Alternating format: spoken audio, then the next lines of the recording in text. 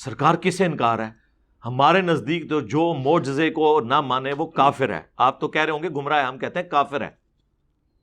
جو حضرت عیسیٰ علیہ السلام کے بغیر باپ کے پیدا ہونے کو نہ مانے وہ کافر ہے.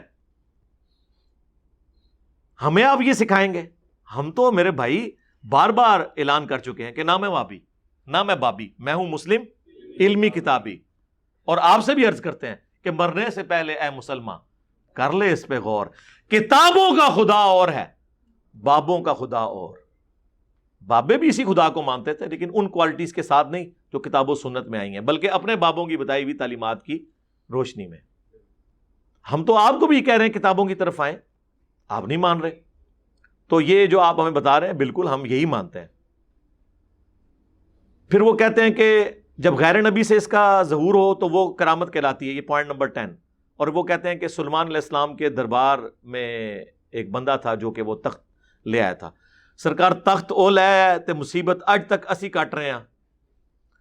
یہ واقعہ سنا کے کہتے ہیں کوئی بندہ رفع الیدین شروع کر دے نا، وہ کہتے ہیں جی وہ تو قرآن میں واقعہ لکھا ہے تخت بلقیس لے آیا سی. یار تخت بلقیس وہ لے آیا، اس نے رفع الیدین کی تو ختم ہو گیا.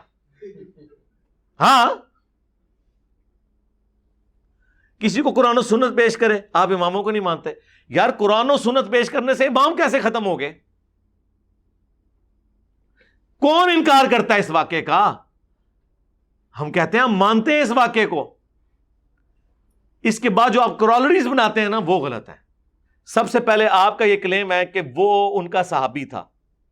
ٹائم قیامت تک ہے بتانا ہے کہ یہ صحابی ان معنوں میں تھا جو آپ بیان کر رہے ہیں. این ممکن ہے وہ کوئی فرشتہ ہو جو انسانی شکل میں ہو، کوئی جن ہو جو انسانی شکل میں ہو، یا کوئی اور پیغمبر ہو جو انسانی شکل میں ہو. یہ تو آپ کا کہنا ہے نا، کیونکہ اس میں الفاظ ہے کتاب کا علم تھا. اور سورہ آل عمران میں تو آیا کہ کتاب کا علم اللہ تعالیٰ، جو کتاب کا وہ والا علم ہے وہ تو پیغمبروں کو دیتا ہے. دوسرا for the sake of argument اگر یہ مان بھی لیا جائے تو دیکھیں آگے سلیمان علیہ السلام کے الفاظ کیا ہیں. انہوں نے کہا ہذا من فضل ربی. انہوں نے یہ نہیں کہا کہ سرکار بڑے پہنچے بزرگ ہو.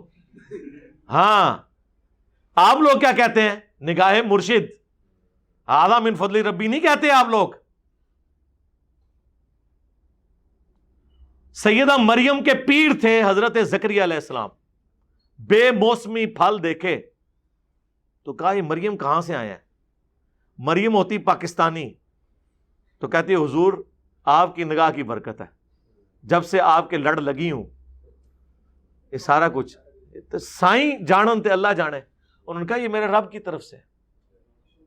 ادھر ہی ان کو کلک ہوا کہ اگر مریم کو بے موسمی پھل مل سکتے ہیں ان کے حجرے میں تو اللہ تعالیٰ مجھے بڑھاپے میں اولاد بھی دے سکتا ہے. دعا کی، اللہ تعالیٰ نے یحییٰ علیہ السلام دے دیے. انبیاء میں جو استاد اور شاگرد کا رشتہ ہے وہ اس طرح کا ہوتا ہے، گاڈ اورینٹڈ. ادھر جو پیری مریدی ہے وہ فنافی شیخ سے شروع ہوتی ہے، اسی پہ ختم ہو جاتی ہے.